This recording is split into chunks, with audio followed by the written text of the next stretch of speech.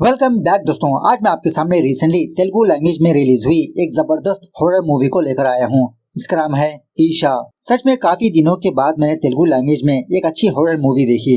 Last time जो मुझे movie अच्छी लगी थी वो मसूदा थी। बीच बीच में छोटे मोटे मूवीज आए लेकिन दे आर नॉट इंटरेस्टेड। लेकिन ये मूवी बहुत ही मस्त लगी मुझे। क्लाइमैक्स में बिल्कुल भी मिस मत करना, माइंड ब्लोइंग ट्विस्ट ऑडियंस के सामने आता है। तो अब चलिए फटाफट से वीडियो को स्टार्ट कर लेते हैं। कहानी की शुरुआत में ही चार छोटे फ्रेंड्स को दिखाया जाता है, दो लड़कियां दो लड़के।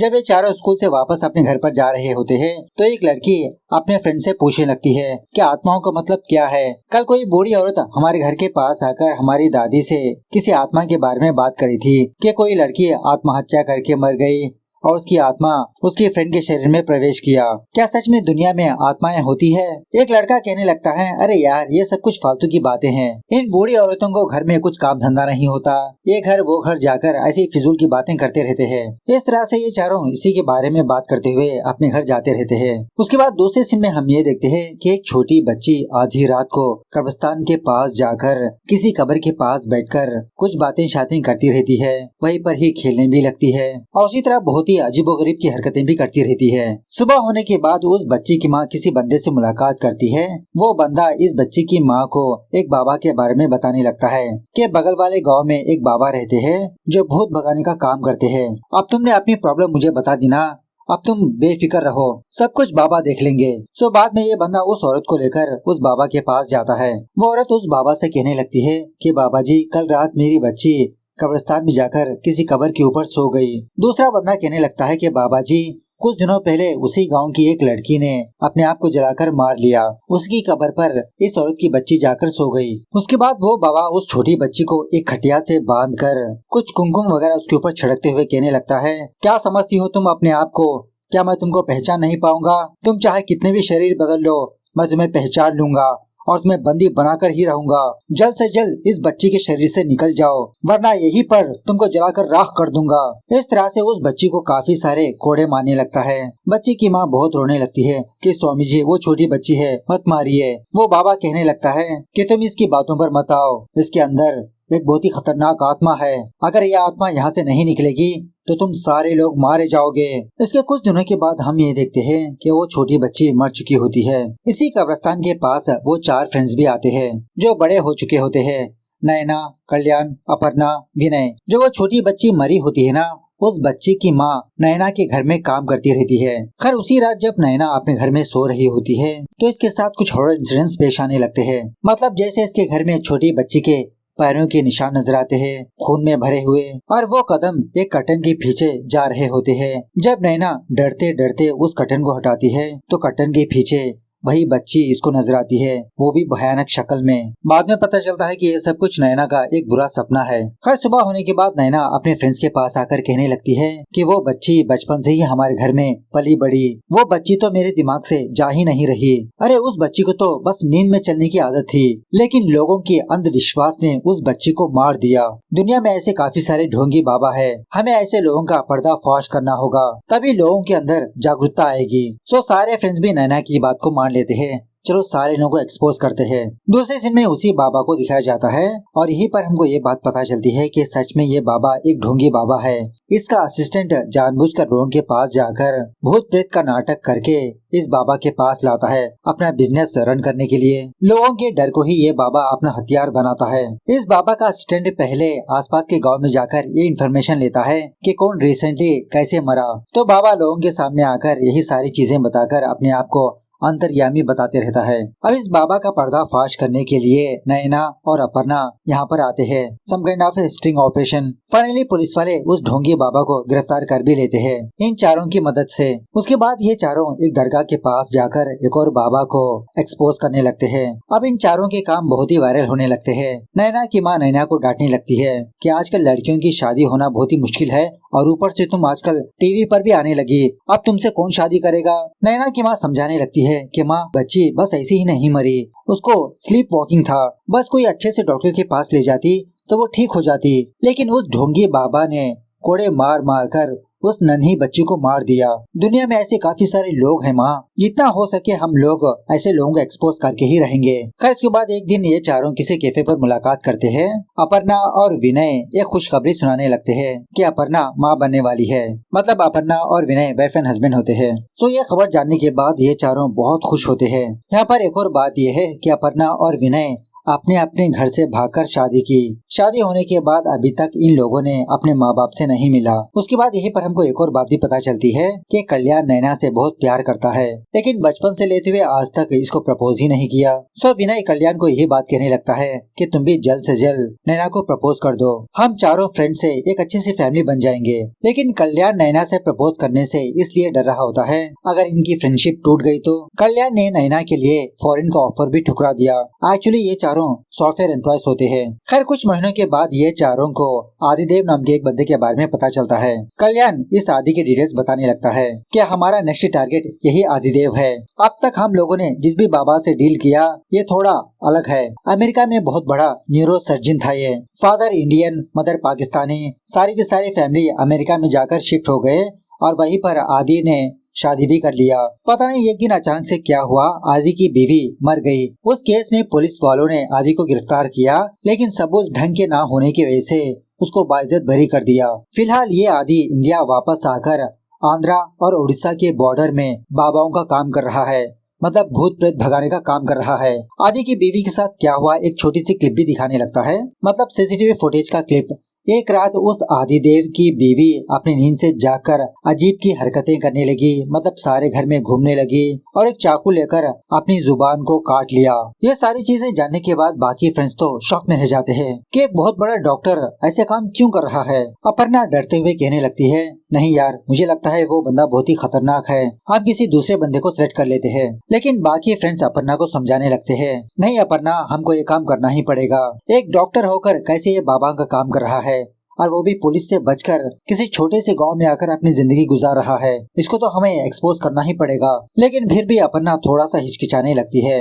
अब जहाँ पर इसके फ्रेंड्स हो वहीं पर इसको तो रहना ही पड़ेगा। बाद में वीकेंड आने के बाद ये चारों उस गाँव पर जाने लगते हैं जहाँ पर आदिदेव रहता है। यहाँ पर एक और बात यह है कि अपर्णा का 3वां महीना चल रहा होता है। अब इसी जर्नी के दरमियान में अपर्णा और विनय के बीच छोटा सा झगड़ा होता है। विनय अपर्णा से नाराज होने लगता है। उसके बाद दूसरे सीन में एक छोटे से गाँव को दिखाया जाता है। इसी गांव में पुण्यवती नाम की एक औरत अपनी फैमिली के साथ हंसी खुशी अपनी जिंदगी गुजारती रहती है। इसका एक बच्चा होता है, अपने बेटे से बहुत प्यार करती है। फिलहाल पुण्यवती, इसका हस्बैंड, इसका बेटा किसी शादी पर जाने लगते हैं। अब उस गांव के बगल में ही कुछ आदिवासी भी रहते हैं। फिलहाल एक आदिवासी के बच्ची के शरीर में किसी की आत्मा होती है, तो वो वाइफ एंड हस्बैंड अपनी बच्ची को लेकर किसी बाबा के पास जाने लगते हैं। दूसरी तरफ वो 4 फ्रेंड्स उस आदिदेव के पास जाते रहते हैं, मतलब उसी गाँव पर। अब झगड़ा होने की वजह से इन चारों का मूड बहुत ही ऑफ होता है।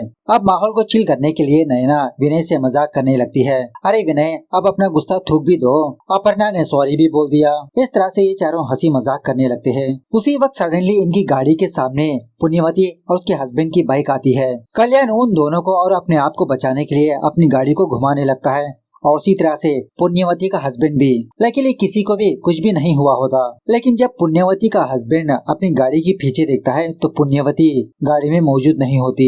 पुण्यवती का हस्बैंड पुण्यवती को ढूंढने लगता है कि इसकी बीवी अचानक से कहां पर चली गई। शॉकिंगली उसी नीचे एक बहुत बड़ी खाई होती है। पुण्यवती उसी खाई के नीचे गिर चुकी होती है। अब उसी रास्ते से वो आदिवासी अपनी बेटी को लेकर जा रहा होता है। पुण्यवती के हस्बैंड को देखकर ऑटो रुकाकर इसके पास आता है। वो आदिवासी कहने लगता है कि तुम फिक्र मत करो, मैं नीचे जाकर तुम्हारी बीवी को लेकर आता हूँ। इस तरह से वो बंदा पुण्यवती के पास जाता है नीचे उतरकर। उस वक्त पुण्यवती की सांस चल रही होती है। जब तक वो बंदा पुण्यवती को बचा पाता, पुण्यवती वहीं पर मर जाती है। ये जानकर बेचारा पुण्यवती का हस्बैंड बहुत फूट फूट के रोने लगता है। खैर थोड़ी देर के बाद वो आदिवासी अपनी बेटी को लेकर एक बाबा के पास आता है, वही आदिदेव। इस आदि के पास काफी सारे पेशेंट्स आए होते हैं। आदिदेव कुछ रिचुअल करके पहले ये चेक करने लगता है क्या सच में इंसान के अंदर किसी की आत्मा है या नहीं। अगर नहीं है तो सजेशन देने लगता है कि आप इनको अच्छे से डॉक्टर के पास दिखाइए, बस इनको थोड़ी सी दिमागी बीमारी है। अगर किसी के अंदर कोई बुरी आत्मा होगी तो पूजा के लिए रेडी करने के लिए कहता है। थोड़ी देर के बाद उस आदिवासी की बारी आती है जो अपनी बच्ची को लेकर आया था। आदि इस बच्ची को चेक करके कहने लगता है कि इस बच्ची के अंदर किसी की भी आत्मा नहीं है, बस एक अच्छे से डॉक्टर को दिखाओ। अब उसी जगह पर वो 4 फ्रेंड्स भी यहाँ पर आकर ये सारी चीजें देखते रहते हैं। जब वो आदिवासी अपनी बच्ची को लेकर यहाँ से जा रहा होता है तो तभी इसकी नजर उन 4 फ्रेंड्स पर पड़ती है। अब पता नहीं इस बंदे को क्या हो जाता है, बहुत ही गुस्से से उन चारों के पास भागने लगता है, शायद उन चारों को मारने के लिए। यह देखकर उसी वक्त वो आदि इस आदिवासी को कंट्रोल करने लगता है। थोड़ी देर के बाद वो आदि इन चारों के पास आकर यही बात पूछने लगता है, कौन हो तुम लोग और यहाँ पर क्यों आए हो? कल्याण कहने लगता है कि वो सवाल तो हमें पूछना चाहिए, आखिरकार तुमको क्या चाहिए? हमने तुम्हारे बारे में पढ़ा, तुम एक बहुत बड़े न्यूरो सर्जन थे, तो ऐसे में यहाँ पर आकर लोगों को बेवकूफ क्यों बना रहे हो? आदि कहने लगता है कि जब जब हमारी जिंदगी में कुछ ऐसी घटनाएं पेश आती है जो हमको दूसरे रास्ते पर ले जाती है, आपके नजरिए में सिर्फ 2 ही प्रॉब्लम हो सकती है, फिजिकल और मेंटल, लेकिन इसके अलावा इंसानों को दूसरी प्रॉब्लम भी हो सकती है, बुरे आत्माओं की प्रॉब्लम। बाहर ऐसी प्रॉब्लम्स को सॉल्व करने के लिए बहुत ही कम लोग हैं, उनमें से मैं भी एक हूँ, इसलिए मैंने ये जिम्मेदारी अपने हाथों में ली। नैना कहने लगती है कि आप इतना पढ़े लिखे होने के बावजूद भी लोगों में अंधविश्वास की बातें फैला रहे हो। आदि कहने लगता है कि जब तक कोई भी चीज हम पर नहीं बीतती तब तक वो सारी चीजें अंधविश्वासी लगते हैं। एक समय पर मैं भी इन सारी चीजों पर नहीं मानता था, लेकिन मेरी बीवी की मौत ने मुझे इस रास्ते पर चलाने पर मजबूर किया। लेकिन फिर भी ये चारों आदि की बातों पर यकीन ही नहीं करते, बस यही कहने लगते हैं कि दुनिया में आत्मा वगैरह कुछ भी नहीं होते, तुम सारे लोग इस आत्माओं के आड़ में बिजनेस चला रहे हो। फाइनली आदि इन चारों से कहने लगता है, चलो ठीक है, 3 दिनों के अंदर मैं तुमको आत्माओं को दिखाऊंगा। इस तरह से आदि इन चारों को एक बहुत ही पुराने घर के पास लाता है। पहले तो इन चारों को इस घर की कहानी बताने लगता है। जब जब कुछ आत्माएं कुछ प्लेसेस को अपने कब्जे में ले लेती है, तो उसी तरह का ये भी एक घर है। जब ये घर बन रहा था तो मिस्त्री अपने दोनों काम वालों को मारकर खुद को भी मार लिया अपने आप को। फाइनली बहुत ही मुश्किलों के बाद ये घर बना। जब इस घर का मालिक अपने फैमिली के साथ यहाँ पर रहने के लिए आया तो उसी रात पता नहीं क्या हुआ, उस बंदे ने अपनी सारी फैमिली को मारकर खुद को भी मार लिया। कुछ सालों के बाद लोगों के अंदर डर मिटाने के लिए दूसरा बंदा इस जमीन को, इस घर को खरीद कर रिसोर्ट बनाने का सोचा। पहले तो वो बंदा अपने फैमिली के साथ इस घर पर रहने के लिए आया, मतलब 10 दिन स्टे करने के लिए। पता नहीं 2 दिन के बाद क्या हुआ, उस बंदे ने अपनी फैमिली को भी मारकर खुद भी ऊपर से नीचे जंप लगाकर मर गया। उसके बाद इस घर में कोई भी रहने के लिए नहीं आया, ये घर ऐसे ही बंद पड़ा है। इस घर में किसी की बुरी आत्मा है, वही आत्माएं लोगों को मार रही है पीड़ित करके। आदिदेव इन चारों से कहने लगता है कि अगर आप चारों इस घर में 3 दिन रह लोगे और बच भी जाओगे तो मैं मान लूंगा कि दुनिया में बुरी आत्माएं कुछ भी नहीं होती, मैं इस काम को छोड़ दूंगा। सारी चीजें सुनने के बाद ये चारों इस चैलेंज के लिए ओके कह देते हैं और उसी तरह आदि इनकी रक्षा के लिए यहाँ पर कुछ रिचुअल्स भी किया होता है। उसके बाद ये चारों उस घर के अंदर आते हैं। अपर्णा डरने लगती है कि मुझे लगता है कि ये सही काम नहीं है। कल्याण अपर्णा को समझाने लगता है कि वो आदि बहुत बड़ा न्यूरो सर्जन है, ब्रेन डॉक्टर, डरावने स्टोरीज बताकर हमको साइकोलॉजिकली वीक करना चाहता है। बाद में ये चारों उस घर को बस ऐसे ही एक्सप्लोर करने लगते हैं। इसी दरमियान में जब अपर्णा किसी जगह पर जाती है तो इसको हैमर की आवाज सुनाई देती है। जब अपर्णा उस तरफ झांकने लगती है तो ये दिखती है कि एक बंदा दूसरे बंदे को हैमर से बार बार मार के मार दिया। ये देखकर इसके तो होशी उड़ जाते हैं, उसी वक्त साइड में छुप जाती है। लेकिन जब दोबारा उसी जगह पर देखती है वहाँ पर कोई भी मौजूद नहीं होता। जब अपर्णा दूसरी जगह पर जाती है तो कोई बंदा ऊपर से नीचे गिरता है और उसी तरह एक और बंदा फांसी से लटकने लगता है। ये सारी चीजें अपर्णा की आंखों के सामने विथिन सेकंड में होती है, लेकिन विथिन सेकंड में अपर्णा को कुछ भी नजर भी नहीं आता। अपर्णा फटाफट से विनय के पास जाकर यही बात कहने लगती है कि विनय, मुझे यहाँ पर अच्छा नहीं लग रहा, प्लीज चलो फटाफट से वापस निकलते हैं। विनय समझाने लगता है, अरे अपर्णा, मैं हूँ ना तुम्हारे साथ, और वैसे भी 3 दिन की तो बात है ना। और द सेम टाइम दूसरी तरफ नैना और कल्याण दूसरी जगह पर होते हैं। इसी बातचीत के दौरान एक चमगादड़ इन दोनों पर अटैक करने की कोशिश करने लगता है, लेकिन लकीली ये दोनों बच जाते हैं। शॉकिंगली आसमान पर इन दोनों को कुछ अजीब के बादल भी नजर आने लगते हैं। इन सारी चीजों को देखकर ये दोनों लाइट लेने लगते हैं। दूसरी तरफ उस आदि के आश्रम में वो आदिवासी कैद होता है ना, तो आदि इस बंदे के पास आकर कुछ मंत्र वगैरह पढ़ के पूछने लगता है कि बताओ कौन हो तुम, क्यों इस बंदे के शरीर में आई हो। तो वो बंदा बहुत ही अजीब की आवाज में कहने लगता है कि मेरा नाम पुण्यवती है, मैं, मेरा पति, मेरा बच्चा हंसी खुशी अपनी जिंदगी गुजार रहे थे। हम तीनों दूसरी शादी पर जा रहे थे। उसी वक्त वो 4 लोग हमारी गाड़ी का एक्सीडेंट कर दिया, उस हादसे में मैं मर गई। अब उस वक्त ये आदिवासी उस औरत के पास था ना, आंखों में आंखें डालकर देख रहा था। तो उस औरत की आत्मा इस बंदे के शरीर में आ गई। वो आत्मा कहने लगती है कि मुझे छोड़ दो, मुझे मेरे बच्चे और पति के पास जाना है आदि कुछ मंत्र वगैरह पढ़ के इस आत्मा को शांत कर देता है थोड़ी देर तक। इस तरफ जब अपर्णा और विनय सो रहे होते हैं तो अचानक से अपर्णा को कुछ जलने की बदबू आने लगती है। अपर्णा अपने बिस्तर से उठकर इधर उधर चेक करने लगती है कि यहाँ पर ऐसा क्या जल रहा है। अपर्णा को कुछ भी नजर नहीं आता। जब दोबारा अपने बिस्तर के पास जाती है तो शॉकिंगली विनय के पास एक और लड़की बैठी होती है जो हूबहू अपर्णा ही की तरह नजर आती है और उसी तरह उस अपर्णा का चेहरा जला होता है, बहुत ही भयंकर होता है। यह देखकर अपर्णा डर के मारे जोर से चिल्लाने लगती है। उसी वक्त विनय अपनी नींद से जागकर अपर्णा को संभालने लगता है। नैना और कल्याण भी यहाँ पर आते हैं। बाद में कल्याण नैना से कहने लगता है कि मुझे भी यहाँ पर कुछ अजीब की बदबू आ रही है, लेकिन नैना कल्याण को समझाने लगती है, अरे कल्याण तुम भी क्या अपर्णा की जैसा बात कर रहे हो, वो तो ऑलरेडी डरी हुई है, तुम्हें क्या हुआ यार, जस्ट चिल मैन। और थोड़ी देर के बाद नैना को भी वही अजीब की बदबू आने लगती है। नैना जब बस ऐसे ही अपने आप को किसी शीशे में दिखती है तो उसका चेहरा तो अजीब सा नजर आने लगता है। यह देखकर नैना बहुत डरने लगती है। बाद में वो चेहरा गायब भी हो जाता है।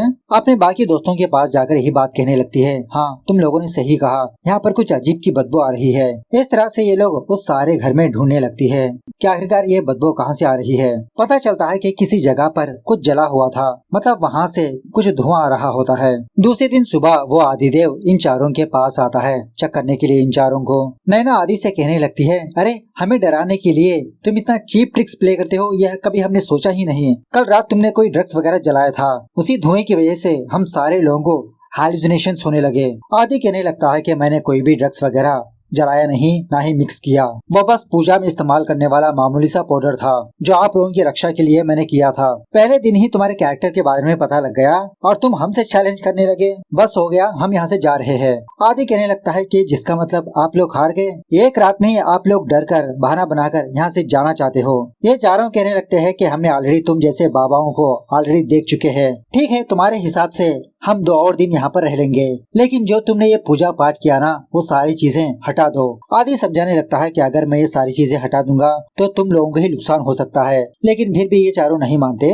बाद में ये चारों बस ऐसे ही उस गांव में घूमते रहते हैं। इसी दरमियान में जब अपर्णा आसमान की तरफ देखती है तो इसको भी कुछ अजीब के बादल नजर आने लगते हैं, जैसे नैना और कल्याण को नजर आए थे। बाद में नैना एक छोटे बकरी के बच्चे के पास जाती है, बहुत ही क्यूट होता है वो, लेकिन वो बकरी का बच्चा नैना के हाथ से निकलकर एक छोटी सी खाई के नीचे गिर जाता है। वो बकरी का बच्चा तड़प तड़प के मर जाता है। अपर्णा तो इस नज़ारे को देखकर डर के मारे वहाँ से चली जाती है। इसी दरमियान में वो विनय इनसे थोड़ा सा पीछे होता है। तभी वहाँ के कुछ कुत्ते इस विनय को घेर लेते हैं। विनय तो बहुत ही डरने लगता है, अगर ये थोड़ा सा पीछे जाएगा तो उसी खाई में गिर सकता है। तभी ये कोता इस विनय के ऊपर जंप लगाता है। अब शायद विनय इस कोते के हमले से बच चुका होता है। दूसरी तरफ वो बंदा आदिवासी उस आश्रम से भागकर उस औरत के घर पर आता है। वहाँ पर अपने फैमिली को देखकर बहुत रोने लगता है, मतलब वही पुण्यवती रोने लगती है। वो पुण्यवती की आत्मा अपने बेटे के पास जाकर बहुत प्यार करने लगती है। तभी गाँव वाले इस चीज को देखकर उस आदिवासी को मार पीट कर यहाँ से भगा देते हैं। और उसी रात वो बंदा विनय उस घर के पास वापस लौट कर आता है। अपर्णा विनय को देखकर पूछने लगती है, अरे विनय तुम इतनी देर तक कहाँ पर थे? चलो विनय हम यहाँ से फटाफट से निकलते हैं। लेकिन दोबारा बाकी 3 लोग इस अपर्णा को समझाने लगते हैं, अरे कल लास्ट दिन है ना, रुक जाते हैं। शॉकिंगली उसी वक्त यहाँ पर वो आदिवासी आता है, वही पुण्यवती। वो चारों अपनी जान बचाने के लिए उस घर से बाहर भागने लगते हैं। ये चीज देखकर पुण्यवती ऊपर से ही नीचे जंप लगा देता है। वो बंदा नीचे गिरने के बावजूद भी इस आदिवासी को कुछ भी नहीं होता, उन चारों के पीछे भागने लगता है। बेचारी अपर्णा प्रेग्नेंट होने की वजह से ज्यादा दूर भाग नहीं पाती। ये दोनों किसी जगह पर छुपे रहते हैं। थोड़ी देर के बाद वो आदिदेव यहाँ पर आकर इस आत्मा को दोबारा कंट्रोल करने लगता है। सो ये चारों आदि से पूछने लगते हैं कि वो बंदा कौन है और हमको देखकर क्यों मारने के लिए आ रहा है। आदि इन चारों को वही बात समझाने लगता है कि उस बंदे के शरीर में पुण्यवती नाम की एक औरत की आत्मा है। जब आप लोग यहाँ पर आ रहे थे तो गलती से उसका एक्सीडेंट हो गया, वही आत्मा आपको मारना चाहती है। यह सुनने के बाद ये चारों यही समझने लगते हैं कि आदिदेव का ये भी एक झूठी कहानी है। वो बंदा आदिवासी इसका एक्टर है, लेकिन हम लोग डरने वाले नहीं है। उसी रात जब कल्याण सो रहा होता है तो कल्याण को कुछ बच्चों की आवाज सुनाई देती रहती है, रोने की आवाज। सो कल्याण उसी आवाज को फॉलो करते हुए उस घर के पीछे जाने लगता है तो ये देखता है कि दो बच्चे किसी जगह पर खड़े रहकर रो रहे होते हैं। कहने लगते हैं कि तुम मेरे पास मत आओ, तुम मेरी माँ नहीं हो, यहाँ से चली जाओ। शॉकिंगली उस औरत का सर मौजूद नहीं होता। ये देखकर कल्याण के तो होश ही उड़ जाते हैं। डर के मारे फटाफट से वापस उस घर के पास आ जाता है। तभी आसमान में एक शॉकिंग चीज को देखने लगता है कि आसमान पर दो चांद है, एक नॉर्मल सफेद वाला, दूसरा लाल, और वो भी बहुत ही बड़ा। सुबह होने के बाद हम ये देखते हैं कि वो आदिदेव किसी जगह पर आकर 4 गड्ढे बनाकर उन 4 गड्ढों में कुछ डॉल्स को रखता है रिचुअल वगैरह करने के लिए। इस तरफ जब विनय अपनी नींद से जागता है तो शॉकिंगली इसको किसी का काला साया नजर आता है। उसी साया को देखने के लिए ये हल्के से अपने घर से बाहर जाता है। शॉकिंगली आसमान पर 2 सूरज नजर आते हैं इसको। बाद में विनय कल्याण के पास आकर कहने लगता है, अरे कल्याण, तुम जल्द से जल्द नैना को अपने प्यार के बारे में बता दो। 20 साल से उसे प्यार कर रहे हो, पता नहीं कब क्या हो जाए। मैं तो बहुत ही वीक महसूस कर रहा हूँ, मुझे कुछ होने लगा है यार, मैं रेस्ट करने के लिए जाता हूँ। सो कल्याण उसी तरह से नैना के पास आता है, लेकिन इस बार भी अपने प्यार का इजहार नहीं कर पाता। इस तरफ जब अपर्णा विनय को ढूंढ रही होती है तो शॉकिंगली विनय किसी जगह पर नीचे पड़ा होता है। उसी वक्त एक अनजान शक्ति इसको खींच ले जाती है। अपर्णा की आवाज सुनकर नैना और कल्याण भी इसके पास आते हैं। सारे घर में उस विनय को तलाश करते रहते हैं। इसी दरमियान में कल्याण ये देखता है कि उस अपर्णा के पीछे एक काला साया है। जब अपर्णा भी पीछे पलटकर देखती है तो वो काला साया अपर्णा को भी अपने साथ खींच ले जाता है। यह चीज देखकर कल्याण नैना को लेकर इस घर से बाहर भागने लगता है। भागते भागते ये दोनों एक पहाड़ी के ऊपर आते हैं। नैना पूछने लगती है, अरे कल्याण, क्या हुआ, तुम मुझे यहाँ पर क्यों लेकर आए हो? कल्याण समझाने लगता है कि सच में नैना, उस घर में कुछ है, एक काला साया विनय और अपर्णा को ले गया। नैना कहने लगती है, अरे क्या कल्याण, तुम भी फालतू की बातें करने लगे, मैं जा रही हूँ, तुम भी आ जाओ। उसी वक्त हम ये देखते हैं कि कल्याण के पीछे भी वही काला साया है। वो काला साया कल्याण को पानी में गिरा देता है। ये चीज देखकर नैना शॉक में रह जाती है। इसी दरमियान में वो आदिदेव नैना के पास आता है। नैना रिक्वेस्ट करने लगती है कि प्लीज तुम कल्याण को बचाओ, मैं हार मानती हूँ वरना वो मर जाएगा। आदिदेव कहने लगता है कि वो तो कब का ऑलरेडी मर चुका है। सिर्फ वही नहीं, तुम चारों कब का मर चुके हो। मतलब 3 दिन पहले जब ये चारों आदिदेव के पास आ रहे थे तो उनकी गाड़ी के सामने पुण्यवती उसकी फैमिली आ रही थी, तो उनके बचाने के चक्कर में ये चारों पहले खाई में गिर जाते हैं।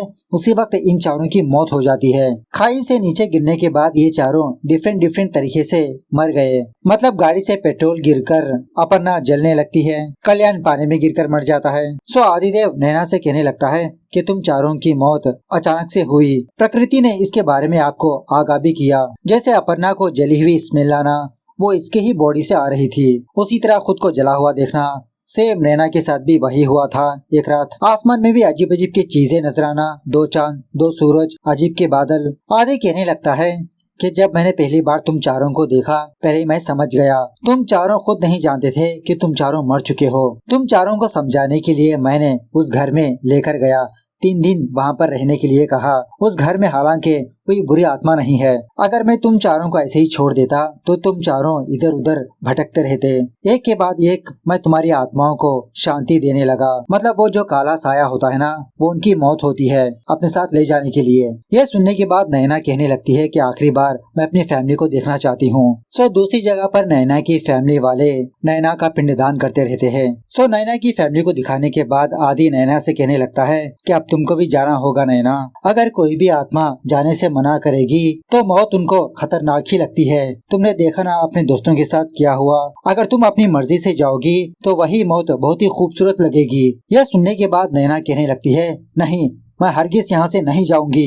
इस तरह से ये मूवी यहाँ पर दी एंड होती है। मतलब इस मूवी का दूसरा पार्ट भी आने वाला है। सो मूवी कैसे लगी कमेंट करके बताना जरूर। मिलता है अगली वीडियो में, तब तक take care, bye bye, see you soon.